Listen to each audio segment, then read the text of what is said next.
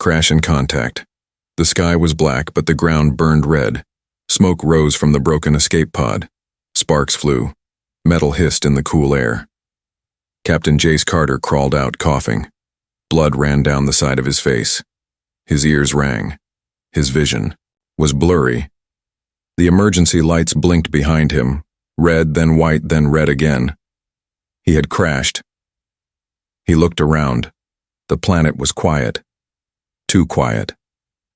Tall trees stood like giants, their leaves glowing faintly blue. The air was thick but breathable.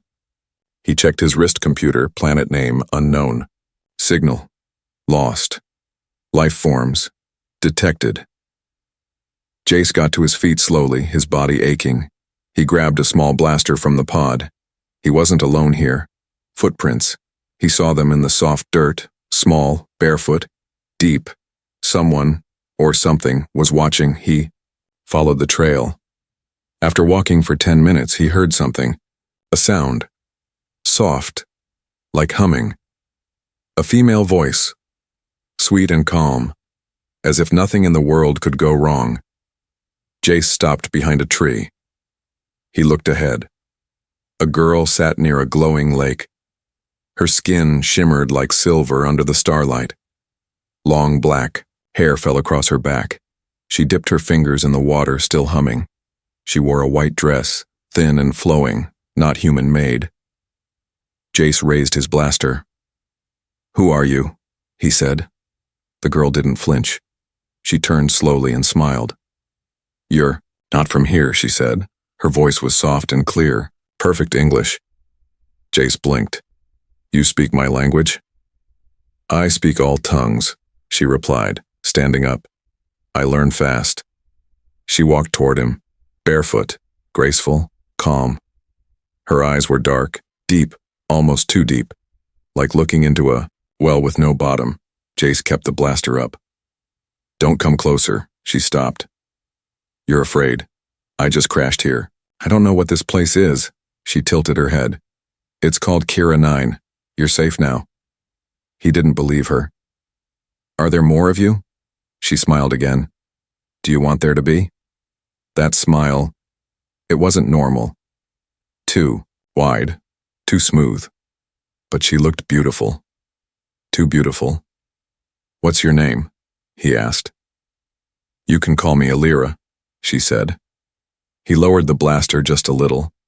She didn't seem dangerous, but something about her felt wrong. "Why? Are you alone?" Jace asked. Alira looked at the lake. "My people don't live in groups. We wait, one by one, for visitors." "Visitors?" "Yes," she said. "Like you." A chill ran down his spine. "Have there been others before me?" She didn't answer, just kept smiling. Jace stepped back. "I need to fix my pod. Contact my ship." "There's no ship nearby. You are alone now." "How do you know that?" She looked into his eyes. "Because they never come back." His grip tightened on the blaster. Alira took one more step closer. "But you don't have to worry," she whispered. "I like you." She reached out her hand. "Let me show you something." Jace hesitated. Something deep inside told him, "Don't touch her. Don't go with her. Run." But his legs didn't move. Alira's fingers touched his. Her skin was cold. Not like ice, but like space. Empty and endless. Suddenly, images flashed in his mind. Strange lights, screams. Men, humans. Laughing, then crying, then silent. He pulled his hand back, gasping. What the hell was that? "Our memories touch when we connect," she said. "You saw what others saw, the ones who came before. They're dead. They're free." Jace stepped back. "You're not human." She tilted her head again like a curious child. "Does that scare you?" "Yes." Alira walked toward him slowly. Her eyes darkened, just a little. Her lips curled upward. Too wide now. Not a smile anymore. Something else, you'll get used to it, she whispered. Jace raised the blaster. Don't come any closer. Alira stopped. I don't want to hurt you, she said. But you're already bonding. You won't be able to stay away. I'll take my chances, he said, backing away into the trees. Alira didn't move. She just watched and smiled. Run if you must, she said softly. But remember, love always finds its way. Jace turned and ran. Through the trees, heart pounding, vision shaking, behind him her voice echoed gently. You'll come back, they all do. Her kind eats love. Jace didn't stop running until his lungs burned. He ducked under thick branches, stumbled over glowing roots, and pushed through alien ferns that hissed when he touched them. Behind him there was no sound, no footsteps, no breathing, only the echo of her soft voice in his head. You're already bonding, you won't be able to stay away. He stopped by a giant tree and pressed his back against it, gasping for breath. His heart pounded like a drum inside his chest. He gripped his blaster tightly, hands shaking. She hadn't chased him. That was the worst part. Predators don't always run after prey, not when they know prey always comes back. He checked his wrist computer again. Still no signal, still no map of the area. The screen blinked once. A weak energy source was detected nearby. Small. Maybe a power cell. Maybe another crash site. Jace followed the signal.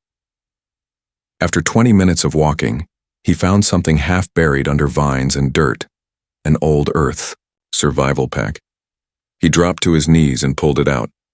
Inside, a half-broken comms device, a water filter, a worn-out journal. He flipped open the journal. The pages were stained, half-torn, and some were covered in strange dried red marks. One page caught his eye. Don't trust the beautiful ones. They're not what they seem. They feed on emotion. The more you care, the closer they get. The more you love, the faster you die. Another entry said, I thought she liked me. She said I was different. She cried when I tried to leave. But when she kissed me, I felt my soul slipping out through my mouth, like it was being drunk, like a straw pulling out every part of me that ever felt joy. I escaped that night. I've been hiding since. Jace stared at the page. It matched everything he felt earlier. The sudden weakness, the visions, the cold skin, and that sound. That horrible slurping sound in the back of his mind when she touched him. Not a noise he heard with ears. A noise he felt in his chest. He read one last line. If you find this and you're still clean, don't let them touch you, ever, especially when they cry. That's when they're starving. Jace closed the journal and stood up.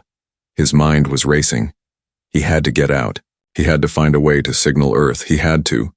A branch snapped behind him. He spun around, blaster ready. But it wasn't Alira. It was another one. A different girl. Same glowing skin. Same long hair. But this one was taller. Her eyes were gold, instead of black. She stood silently, watching him from behind a tree. Her face was calm. No emotion. But her lips moved slightly like she was repeating words he couldn't hear. Stay back, Jace shouted. She didn't move. Then slowly, she pointed to something behind him. Jace turned. There was a dead man leaning against the tree, dried out, skin tight over bones, eyes wide open, frozen in a smile. His fingers were curled like he had been reaching for help. His name tag read, Lieutenant R. Halloran, Earth Recon Division. Jace backed away in horror. When he turned around again, the gold-eyed girl was gone. The forest felt colder now. The silence was louder. He walked for hours deeper into the woods. The trees became thicker, taller. The sky above was hidden by leaves that pulsed softly like living skin. Suddenly, the path opened. A small hut stood in the clearing. Old, made from metal parts and wood. It looked almost human-made. Smoke rose from a fire nearby. Jace stepped closer, blaster raised. Inside the hut, Someone was humming. Not a lira, but the same tune. He pushed open the door slowly. Inside, he saw candles, bones, drawings on the wall, and something that made his stomach twist. Photos. Photos of men, Earth soldiers, explorers, researchers, all smiling, all standing beside alien women. Some of the photos were old and faded, others looked recent. Too recent. And at the center of the wall was a painting. A black-eyed woman with a wide mouth and silver skin, a lira. She had been here a long time. Then, a voice behind him. "You came back." Jace froze. He turned around. A lira stood in the doorway, not angry, not surprised, just waiting. "You left so fast," she said gently.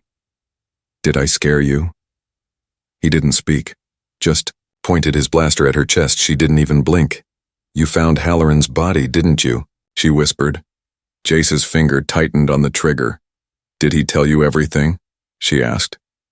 "Did his journal warn you?" He nodded slowly. Alira stepped inside, hands raised. "Then, you know I'm not trying to hurt you." Jace's eyes narrowed. "What are you trying to do?" She looked down. For the first time, her voice cracked slightly. She sounded sad. "I'm trying not to starve."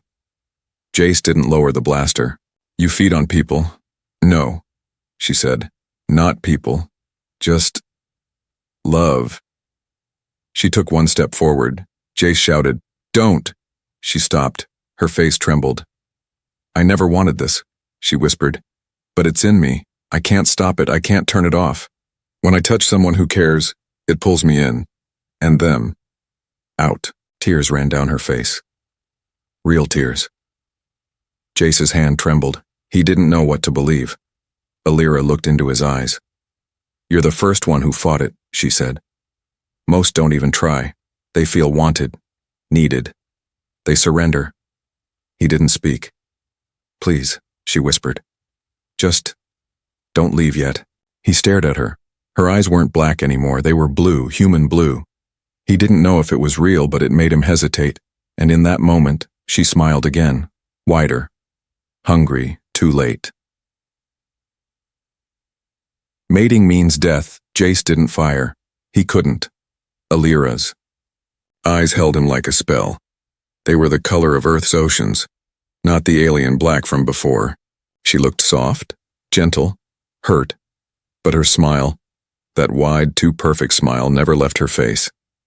"You lied to me," Jace whispered. "No," she said quietly. "I just didn't tell you everything." He lowered the blaster slightly just for a second. And in that moment, she moved. Not fast like a fighter, not clumsy either. She flowed, like water moving through air. In a blink, she was inches from his face. Her fingers touched his cheek. Everything went silent. His vision filled with stars. Not real stars. Memories. Not his. Hers. He saw other men wrapped in her arms, smiling, laughing, falling in love, whispering sweet words to her, then screaming. Their faces melted into pain, their skin pale, veins turning black, their eyes rolled back. Their hands gripped her tighter, even while dying, as if they couldn't let go. "Don't stop loving me. It feels so good. Please." I'm slipping. Then, darkness. Jace ripped himself away from her touch. He fell backward, choking. He could feel it now. Something inside him was missing, not blood, not strength. Something warm. Something emotional. A piece of his hope had been drained. Alira stepped back, breathing heavily as if feeding had taken energy, not given it. "I told you," she said softly. "The more you feel, the more I pull." "What the hell are you?" Jace shouted, rising to his feet. She looked at him sadly. "We were made for love, but cursed by it." He shook his head. "You drain people through feelings?" She nodded. "Touch helps. But it's not the touch itself. It's the bond, the emotional tie, the connection, That's what feeds us. That's what kills us. Jace spat. No, she said. What kills you is how deep you feel. His blaster was on the ground. She didn't try to take it. She just stood there watching him. I never meant to hurt you, she whispered. Jace didn't care. He ran. Again. Through the trees. His vision blurred, his chest tight. This time he felt something new, a pull, like a string tied to his heart, tugging gently. She wasn't chasing him, but part of her was already inside him now. The farther he got, the more it hurt. Not physical pain, emotional ache, like missing someone you just met, like needing someone who's bad for you. He fell to his knees near a dead tree, grabbed his head. She's in my mind, damn it. He forced himself to stand. He had to find the signal, the escape. He wandered until the forest opened again. This time, he found a metal wall. A door, earth-made. Jace rushed to it, used the ID tag from the dead soldier, Latern Halloran, and scanned it. The door slid open with a dry hiss. He entered a hidden shelter, long abandoned, but still running on backup power. Lights flickered on. Inside were computers, gear, and logs. Human logs. He sat at the terminal and played one. This is Commander Bex. We lost half our team in the first week. Not to war, not to weapons, but to connection. They fell in love. Fast. Too fast. They said they felt alive with them. Needed. Desired. But then they started to weaken. Dreams turned to nightmares. And the women, those beautiful women, they fed. Through kisses, through hugs, through trust. Like vampires, but worse. They didn't just drink blood. They drank who you were, another log. It starts with the eyes, then the voice, then the feelings. Once they pull a piece of your soul, they never let go. The ones who survive are the ones who never bonded, the ones who never loved, the ones who ran.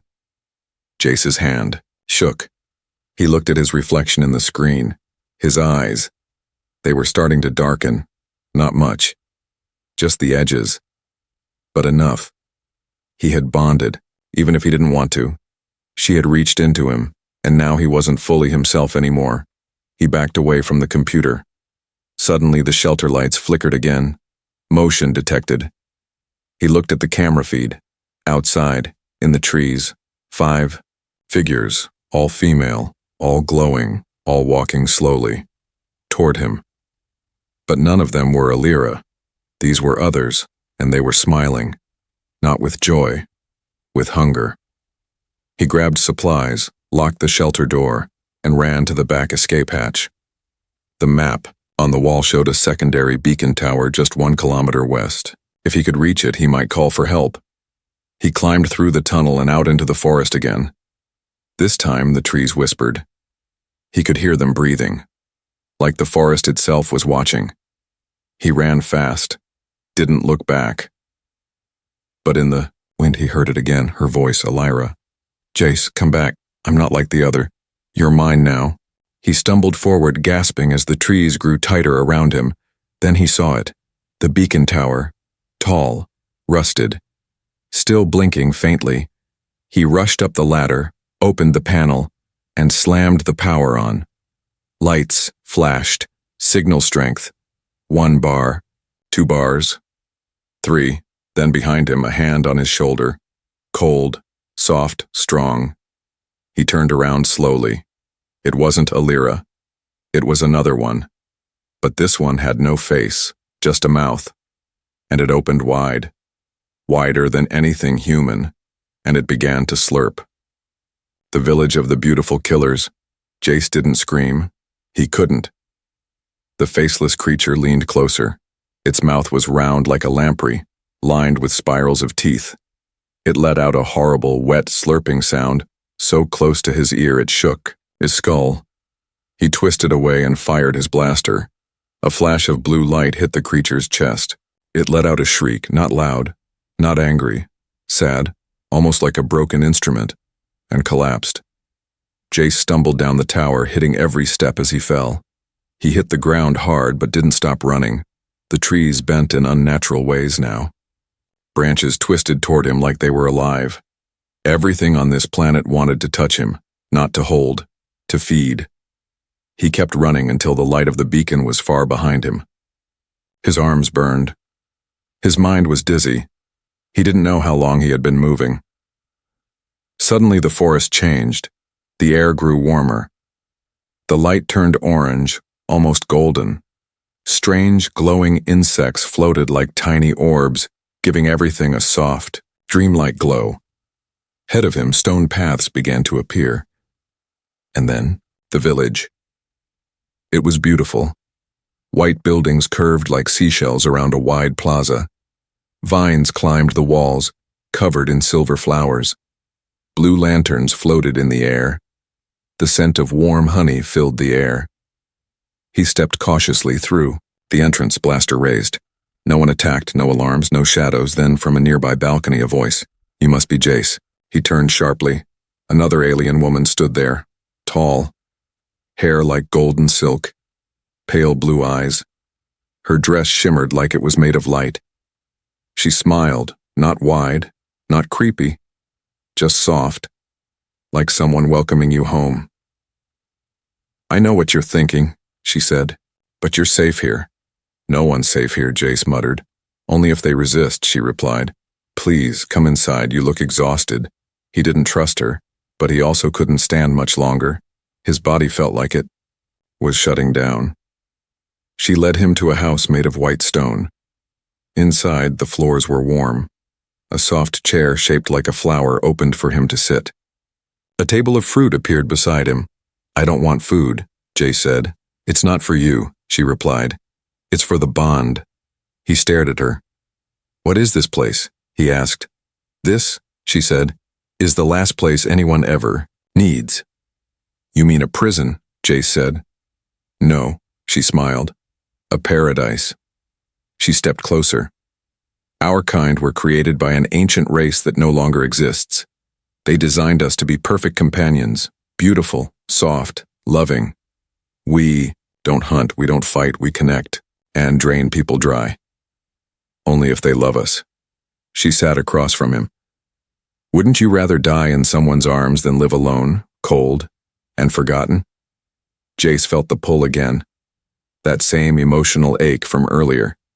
It was harder to fight now. "I met Alira," he said.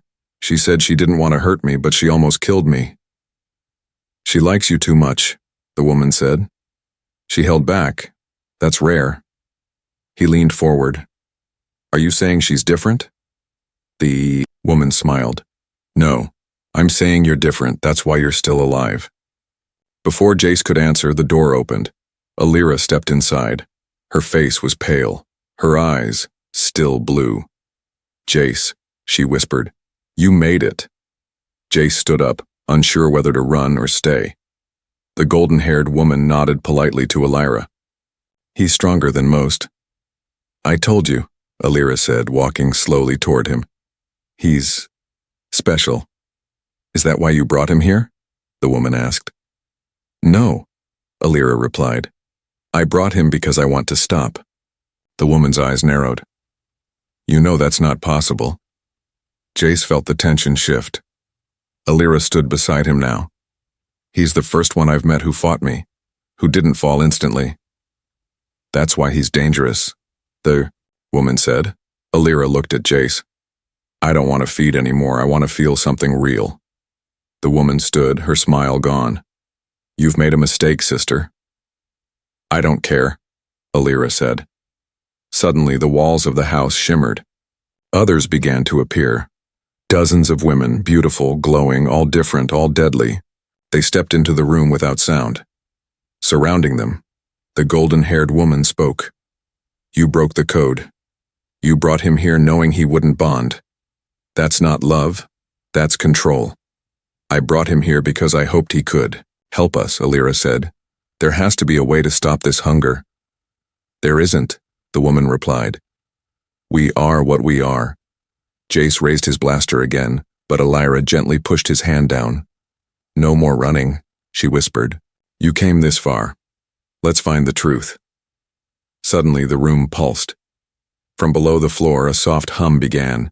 Lights in the ceiling glowed red. A deep, ancient voice echoed through the room. Subject awake. The floor split open, a platform. Rose inside it was a machine, old, alien, covered in wires and glass. Inside the glass, floating in blue liquid, a human heart still beating. Jay stared in horror. What is that? He asked. The golden-haired woman turned to him, voice cold now. That, she said, is the original Bond engine. It powers us. It creates desire. It makes you love us. Alira gasped. It's not real, none of it? The woman looked sad now. It's always been artificial, but it feels real, doesn't it? Jace took a step back. You're saying the feelings are manufactured? Yes, she replied. And you're standing inside the factory. The lights dimmed, doors slammed shut. The women around them smiled and began walking forward, together. Alira grabbed Jace's arm. There's one more thing you need to see, she said quickly. She pressed a panel on the wall. A hidden door opened behind them. Inside, bodies, men, alive, barely breathing, suspended in glowing tanks, eyes wide, mouths open, still being drained. Jace stared in horror. Oh my God. Alira whispered. This is where they keep the ones who love too much to die. Touch Kills Jace staggered backward. Inside the hidden room, the glass tanks hummed softly. Each one held a man, floating, pale, almost transparent. Their bodies were thin but not dead. Their eyes were open, wide, frozen in silent horror. A soft slurping sound came from the tubes attached to their chests. Not blood, not air. Something more invisible, something deeper. Hope, joy, emotion. They weren't being kept alive. They were being milked. Jace looked at Alira in shock. You said they died after bonding. These men, they're still alive. Alira stared at the tanks, her voice shaking. They loved too hard.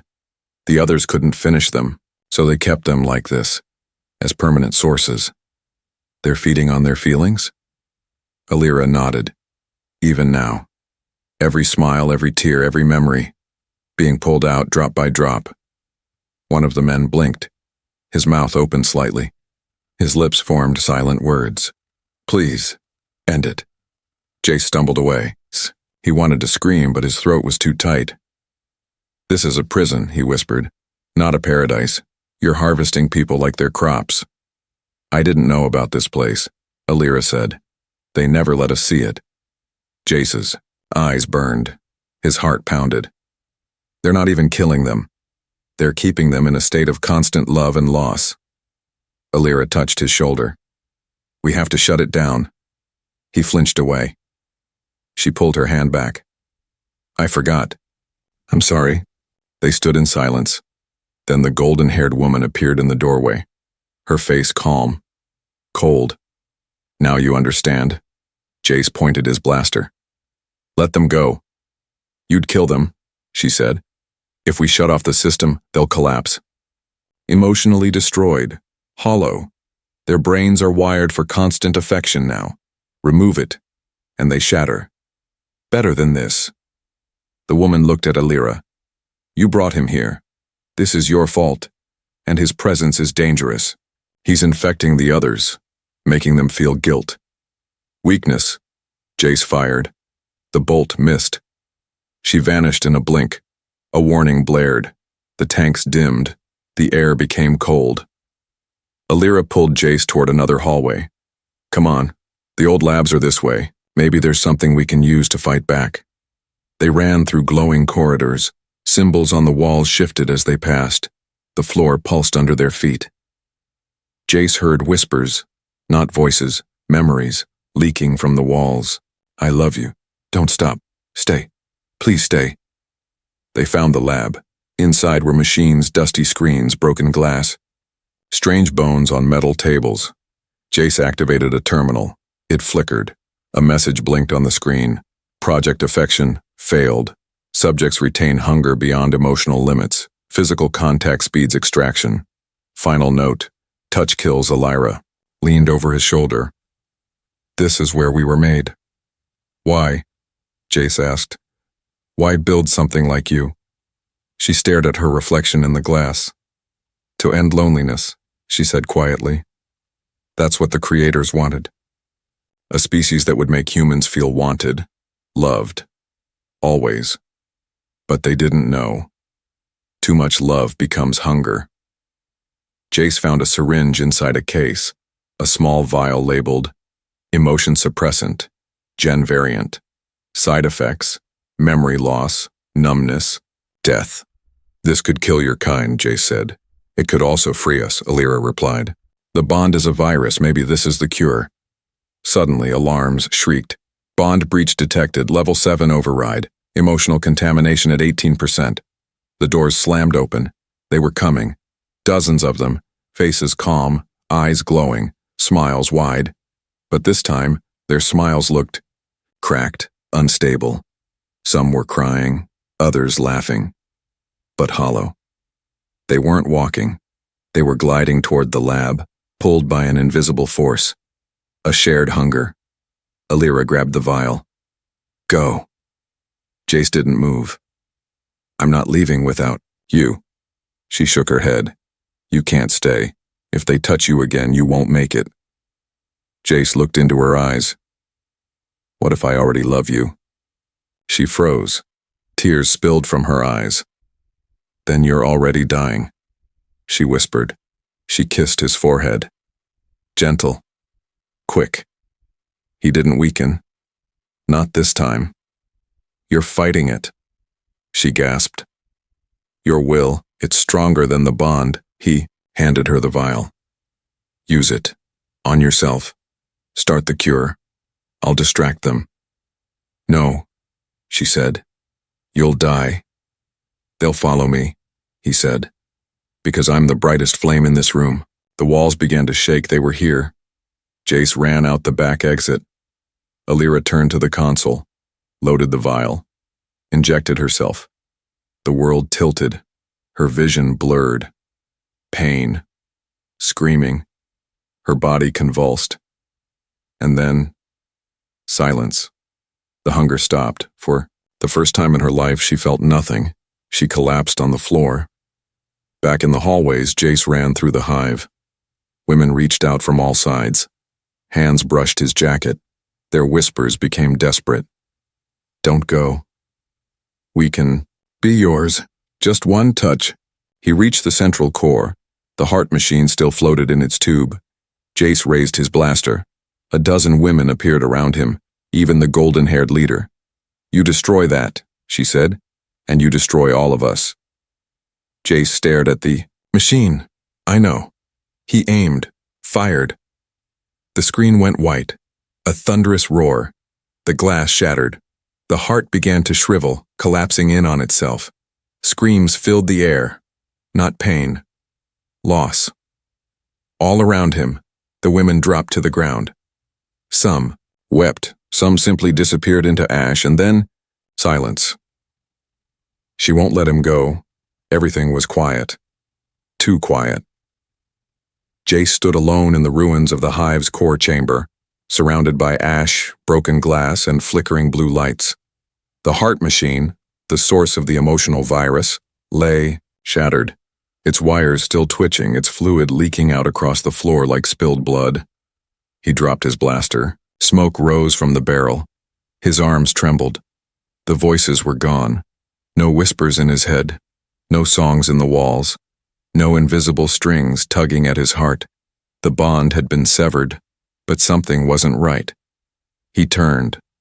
Bodies of the alien women, those once radiant and graceful, were now lying on the ground like broken dolls. Some had vanished completely. Others looked empty, as if they had never been alive to begin with. And in the silence, a single thought rang out in his head. Elira. He ran back through the corridor past the tanks that now stood still and dark. The men inside had slumped over, their eyes closed. Maybe unconscious, maybe dead. Either way, the draining had stopped. The lab was dim when he reached it.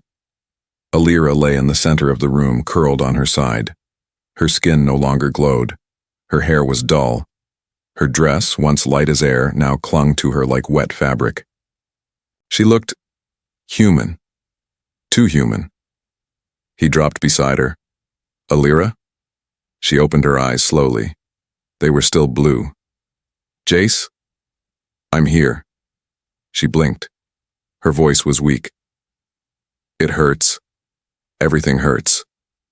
You injected the suppressant. She nodded. I had to. I didn't want to feel like that anymore. I didn't want to be a monster. Jace touched her face gently, and for the first time, nothing drained from him. No visions. No weakness, no emotional pull, just warmth. You're okay, he said. You're real now. She gave him a sad smile. No, I'm not. I was never real. You're more real than anyone I've ever met. Her fingers touched his. They held each other, trembling not out of fear but relief. And then the world shook. Hard. The walls cracked. The floor split slightly. System collapse. Biocore destroyed. Hive network failure. Containment breach. A deep voice echoed from the ceiling. Not human. Not alien. Machine. Jace stood. Helped Alira up. What does that mean? He asked. Alira swayed. The bond system connected everything. Power. Life. Even memory. Without the heart engine, the hive can't hold. Then we leave, Jace said. Now. He supported her as they walked through the dark halls. The walls groaned. Sparks flew from the ceiling. Liquid dripped from broken pipes like the planet was bleeding. Suddenly something grabbed his ankle. He looked down. A woman, barely alive, crawling. Her face was cracked, her smile was broken in half. Her eyes bled black tears. Don't go, she moaned. Alira turned to her. It's over. Let go. But the woman didn't listen. She grabbed Jace's leg with both hands. I can still feel him. I can still feel one of them. Alira knelt beside her. You're not feeling love. You're feeling addiction. The machine made you believe it was real, but it wasn't. The woman looked at Alira with wide, empty eyes, then let go. She collapsed to the floor and didn't move again. Jace and Alira pushed forward. They reached the edge of the hive. Above them, sky. Real sky. They emerged onto a cliff, the wind rushing. Over them, clean and cold. Below, the forest stretched endlessly, and in the far distance, a blinking light, a rescue beacon. Jace stared. That wasn't there before. I sent it, Alira said quietly, while you were running. I knew. If we survived, you'd need a way home. Jace turned to her. We both do. Alira didn't reply. Instead, she stepped back. What are you doing? He asked. I can't leave. Why not? Her face twisted with pain. The suppressant won't last. I can feel it fading already. My thoughts are starting to change. I'm starting to feel that hunger again. There's more serum in the lab. We can stabilize you. No, she said. It's not just in my body. It's in my soul. It's what I am. And if I go back to your world, I'll hurt someone, maybe even you. I'll help you fight it. You shouldn't have to. He stepped forward, took her hands. She didn't drain him. Yet. You said I was different, he whispered. So be different with me. She leaned forward, forehead touching his. I want to. The beacon flared again. A ship appeared in the distance, just a dot in the sky growing larger. Time was running out. Alira stepped back once more. If I go with you, she said, you'll spend your life watching me, wondering if this is real, or just the bond talking. Jace's jaw clenched. I don't care. I do. He stared at her. She smiled. A real smile. And then she ran, not toward him, away, toward the hive. Jace shouted, "Alira." But she didn't stop. She looked over, her shoulder one last time. "I won't be your addiction," she said, "even if it kills me." Then she vanished into the collapsing world. The rescue ship landed behind him. The ramp opened, a voice called out, "Jace Carter, we're here, to extract." He stood there, torn in half, heart full and hollow. He looked once more toward the hive, toward the woman who had nearly consumed him, then saved him, then left him. Then slowly he walked onto the ship, and never looked back. Slurped or saved? The ship flew through the clouds. Jace sat silently in the corner of the medbay, staring at the floor. His body was bruised, scratched, and weak. But he was alive. The rescue team gave him food, water, clean clothes. They asked questions. He gave short answers. Crash site, Kira 9, no survivors. He didn't mention Alira. He didn't mention the hive. He didn't mention the heart engine or the tanks full of emotion-drained men. Because if he did, they would never believe him. And part of him wasn't even sure he believed it anymore. As the ship moved farther from the planet, the stars returned. Cold, distant, untouched, peaceful. But inside Jace, nothing felt peaceful. He stood at the observation window, watching the dark blue of space stretch around him. He thought of her, Alira. Was she alive? Had she returned to the ruins of the hive? Had the suppressant worn off? Had she become like the others again? Or had she found a way to end it once and for all? He didn't know, but he could still feel her, not in his body, in his mind, like a memory that refused to fade, like a scar that still pulsed. 3 weeks later, Earth Medical Research Division, Jace sat in a white room under cold lights. Doctors ran tests, blood, brain scans, psychological evaluations. The results confused them. No signs of parasite, one said. Cognitive damage minimal, said another.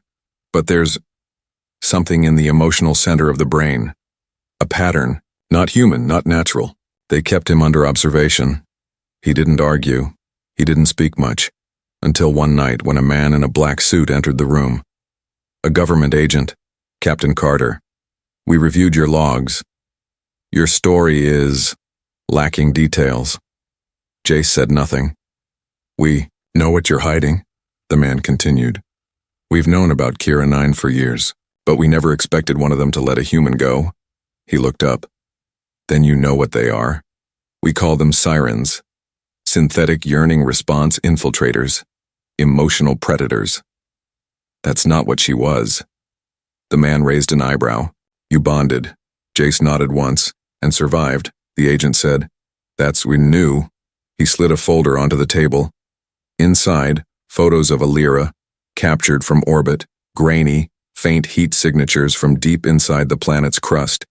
She's alive, the agent said. She didn't die with the hive. She's moving, alone, changing.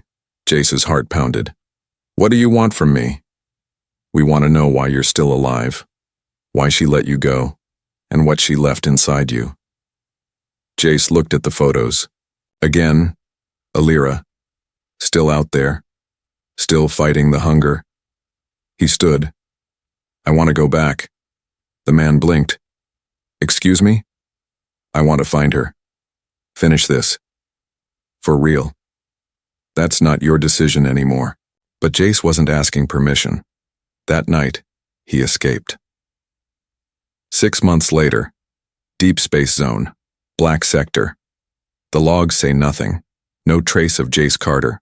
No new sightings of Kira 9. No known survivors from later expeditions.